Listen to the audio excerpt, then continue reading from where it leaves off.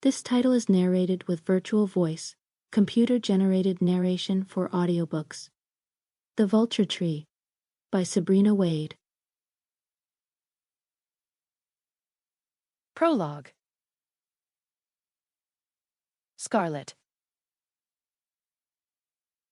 October 2024. As I sit here on the edge of the bed in silence, I am reminded of everything in this world I might never see again. I've been here for 3 weeks now, at least I think. I scoot back on the bed, pull my knees up, and wrap my arms tightly around them. I lay my head on my knees and close my eyes. I am so lonely that I start whispering to myself. I am Scarlett Pearson, one of the best investigative journalists in the Dallas area. I've worked my whole life to get where I am today. I graduated at the top of my class in journalism school, pushed harder than anyone else, and never let anyone or anything stop me. My stories are the ones people rush to read.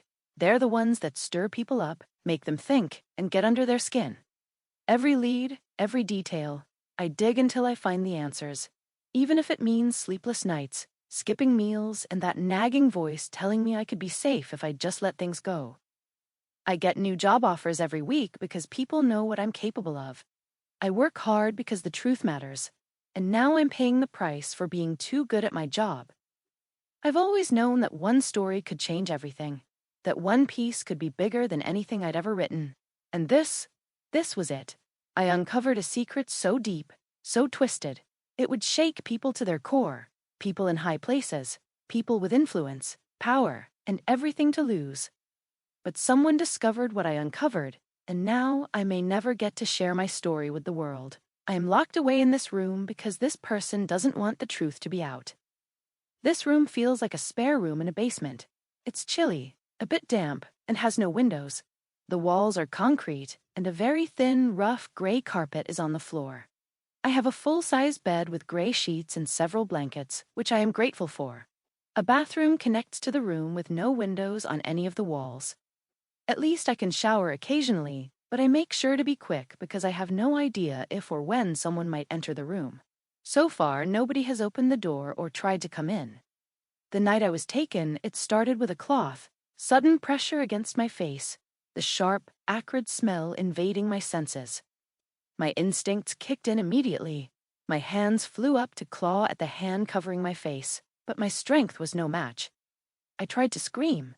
My voice was muffled, swallowed by the suffocating fabric. My legs felt weaker with every second as the world around me spun into darkness. The next thing I remember was being taken out of an SUV and barely able to keep my footing as I was half dragged, half led down what felt like a narrow staircase. My hands were tied behind my back, and there was a cloth sack over my head. My mind was foggy and my body sluggish, but I could feel each step's hard edge beneath my shoes. When we finally reached the bottom, I stumbled again, catching myself against a cold, rough wall. A hand shoved me from behind, forcing me forward. "Inside," the voice ordered, even though I couldn't see where to go.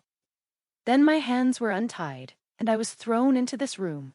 The door slammed shut behind me, and the sound reverberated throughout. I removed the cloth sack over my head and fell to my knees on the floor. Now I'm here. 3 weeks of silence and 3 weeks of waiting, which has been the worst part. I try not to think about what my captors might do if they come.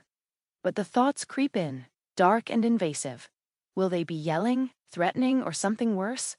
Will they want answers, which I may or may not know? My mind conjures the worst scenarios, each more terrifying than the last, until I feel like I can't breathe. My only contact with anyone happens when a large metal slot on the door slides open. Occasionally, a young girl brings me food, a tray with something simple enough to keep me going. I assume whoever this is doesn't want me to know who they are, so they send their daughter to feed me.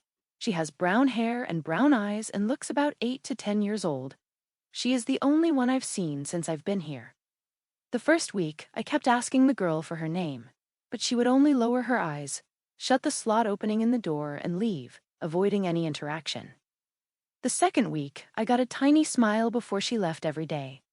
So I persisted. A gentle hello and thank you when I saw her help to lower her guard. Yesterday, she finally whispered her name when I asked. "Mary," she said.